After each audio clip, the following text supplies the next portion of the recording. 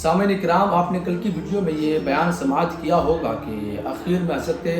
شمویل نبی علیہ السلام سے بنی اسرائیل کی قوم نے ایک عریضہ پیش کیا تھا، وہ یہ کہ ہم اس وقت آپ کی نبوت کا اقرار کریں گے، اس وقت آپ کی نبوت کو تسلیم کریں گے جبکہ آپ ہم پر کوئی بادشاہ مسلط کر دیں۔ چنانچہ رب تعالیٰ کی حکم سے ان پر بادشاہ مسلط کیا گیا۔ تو سامعین اکرام، جس چیز کا آخر میں اندیشہ تھا تو وہی چیز ہوئی کہ تمام لوگوں نے اس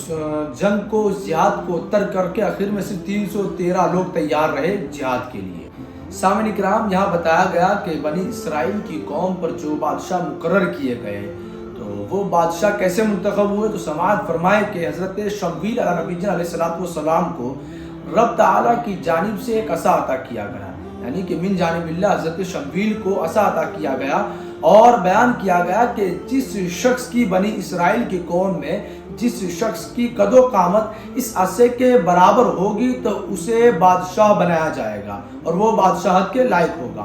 تو سامعین اکرام، چنانچہ بنی اسرائیل میں تمام لوگوں کو تلاشا گیا، لیکن آخر میں اس عصے کی مقدار، اس عصے کی قد و قامت جو ملتی جلتی تھی وہ شخص طالوت تھا، یعنی یہ کہ وہ عصا جو تھا تو وہ عصے کی قد و قامت طالوت کے برابر تھی۔ تو پھر حضرت شمویل نبی علیہ السلام نے بحکم الہی، یعنی اللہ تعالیٰ کا یہ حکم تھا کہ جس شخص کی قد و قامت اس عصے کے برابر ہو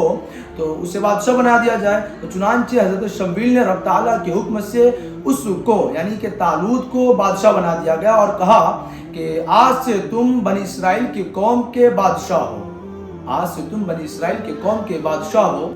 اور پھر آگے حضرت شمویل نبی علیہ السلام بنی اسرائیل کی قوم سے مخاطب ہو کر کہتے ہیں کہ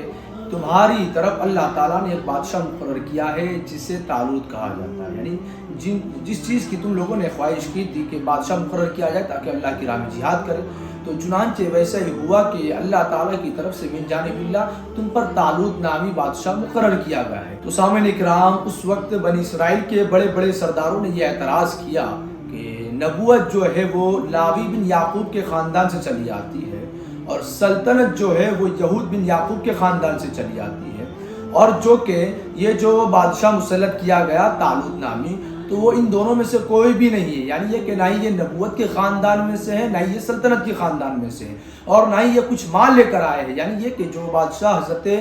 شمویل نبی علیہ السلام نے بحکم الہی مسلط کیا تھا تو وہ غریب تھے۔ تو ان تمام لوگوں نے اعتراض کیا کہ نہ یہ نبوت کے خاندان میں سے، نہ یہ سلطنت کے خاندان میں سے، اور تیسری چیز یہ کہ اور یہ مال سے بھی خالی ہے، یعنی ان کے پاس مال بھی نہیں ہے، یہ غریب ہے۔ پھر آگے بنی اسرائیل کے سردار کہنے لگے کہ ان سے زیادہ حقدار تو بادشاہت کے ہم ہیں، یعنی یہ کہ طالوت کو جو مقرر کیا گیا تو اس سے زیادہ بادشاہت کے حقدار تو ہمیں ہونا یہ چاہیے کہ ہمیں بادشاہ بنایا جائے۔ تو سامعین اکرام، پھر اس سے فرمایا گیا کہ جو سلطنت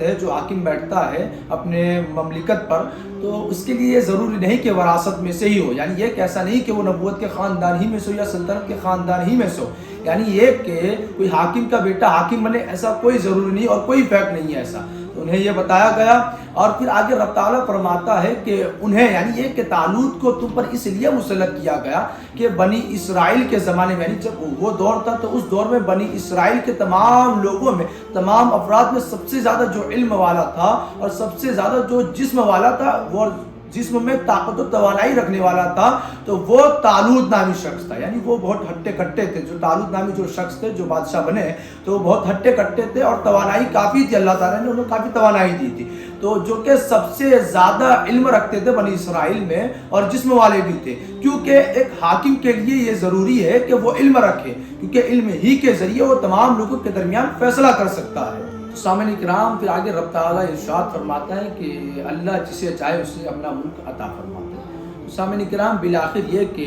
تمام بنی اسرائیل نے طالوت کے بادشاہ ہونے پر کوئی دلیل مانگی،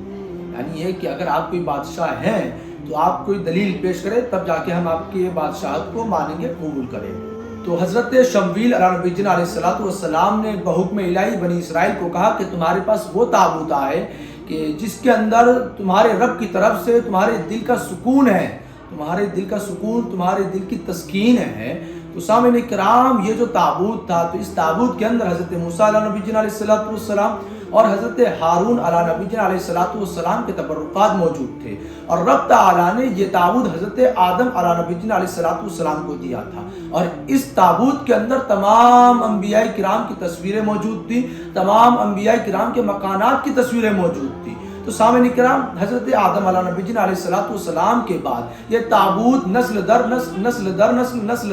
حضرت موسیٰ علیہ نبی جن علیہ السلام تک پہنچا۔ ساتھ ہی ساتھ سید الانبیاء جناب احمد مصطفیٰ محمد عربی روح فدا صلی اللہ تعالی وسلم کی تصویر بھی اس تابوت میں تھی۔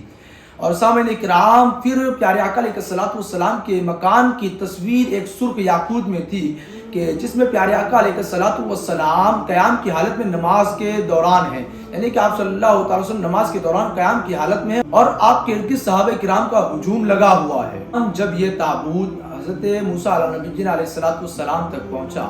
تو حضرت موسیٰ علیہ نبی جن علیہ السلام اس تابوت کے اندر توریت کتاب رکھتے تھے، اور ساتھ ہی ساتھ حضرت موسیٰ علیہ نبی جن علیہ السلام کے عصا مبارک، آپ کے کپڑے مبارک بھی اس میں موجود تھے، اور آپ کے نارین شریف بھی اس میں موجود تھے۔